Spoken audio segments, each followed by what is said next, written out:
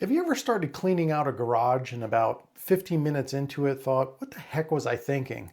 Boxes are everywhere, dust is everywhere, nothing looks better.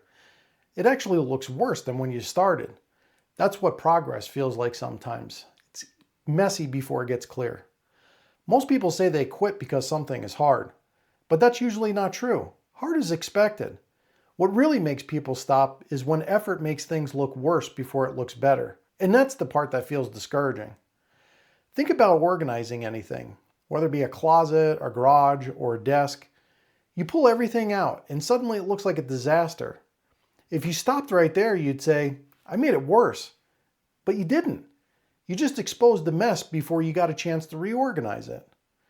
It's the same with improving communication or building a business or learning a new skill.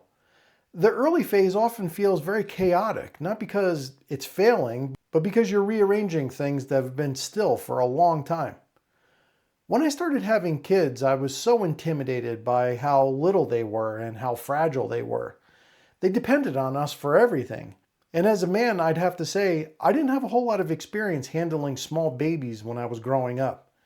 One of the things that I struggled with was diaper changes. Not that I didn't know how to do it, but I was afraid of removing their little clothes and pushing their legs through.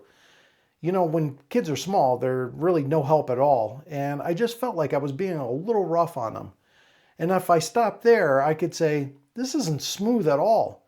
But smooth comes after doing it several times. And by the time I had my second child, I could change diapers with my eyes closed. You don't quit because it's hard. You quit because the early friction feels like a sign you're not good at it. But friction is just information. It shows up when there's a skill gap. It's not a verdict, it's feedback. So here's a question to ask when something feels chaotic. Is this hard because I'm incapable, or is it hard because I'm reorganizing something? Those two are very different situations, and one actually will probably require you to quit, and the other requires patience. Most people confuse the two. It's like untangling headphones. When you first pull them out of your pocket, they're a mess. If you yank harder, the worse it gets. And if you yank hard enough, you might get into a situation you can't get out of. But if you slow down and you untangle one little loop at a time, it eventually straightens itself out. The mess isn't proof it's broken, it's just proof it's tangled. If something feels messy right now, before you assume it's a mistake, ask yourself, am I in the middle of reorganizing something?